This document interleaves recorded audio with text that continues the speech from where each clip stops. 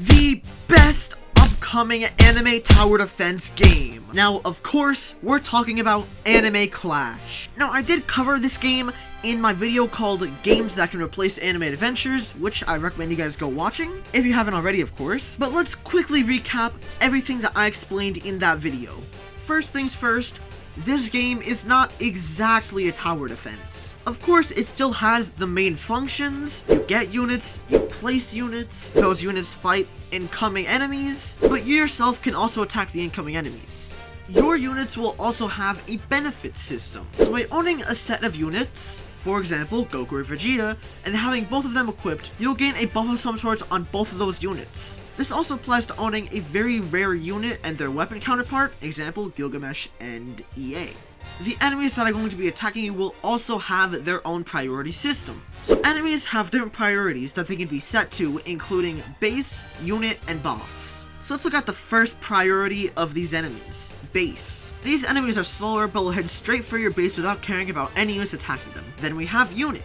These enemies are the default enemies. They attack your units, and if no one is in range, they will attack your base. And finally, the boss enemies. These are the minions spawned by the boss that will stay within a certain range of the boss and attack whatever is near it, whether that be your base or your units. This game is also going to have a trait system, but these developers wanted to do something different in this game, so instead of traits, they're deciding to do enchants. Enchants can be re-rolled and affect your units. An example of this would be a frozen enchant. These enchants would have a chance to freeze oncoming enemies, which would leave them stunned. And if you guys want to, you can go suggest any enchant ideas you have to the game developers yourself through the Discord, which I have linked in the description. And if you do plan on suggesting one, state its rarity. These rarities would have to be normal, rare, or mythic. And you'd also have to state what the enchant does. They aren't looking for a super unbalanced enchant, and even though the mythic enchants will be better than the other two rarities, they don't want them to be super broken like unique. Now, I would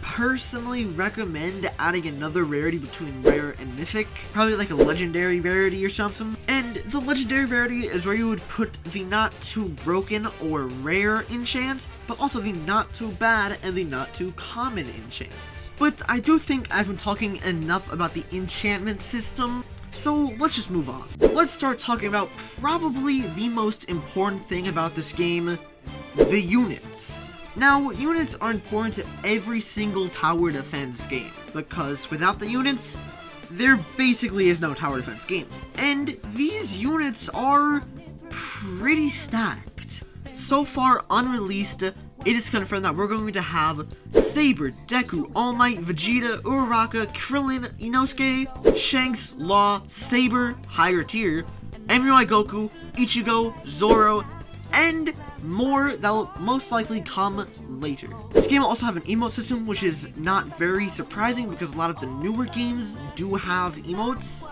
But in this game, you'll be able to emote alongside your units which will be standing with you. That is just so cool. I don't know why more tower defense games don't have this. It's a small little detail, but it's also a very cool one. This game is also going to have a title system, which is getting into more and more games, but it's always a nice little addition. Now, taking a few steps back and going back to the units, in-game, they look amazing.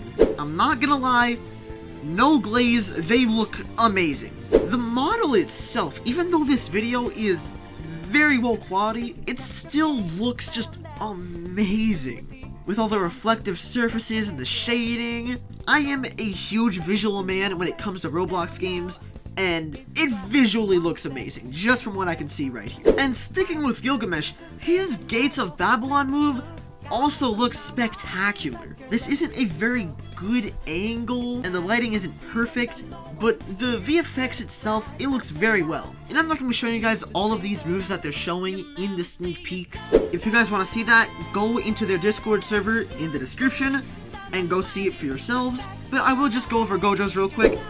Hollow Purple, phenomenal. It looks very, very well. Probably one of the best Hollow Purples we have on Roblox. No glaze, because there's a lot of them. And Unlimited Void, don't get me wrong, it looks hella good, but it's just not anything special compared to a lot of the stuff that we've seen outside of this game on Roblox. But the last thing that I want to go over with you guys is that the devs of this game got feedback and engagement with Toadboy Gaming, and Ethereal.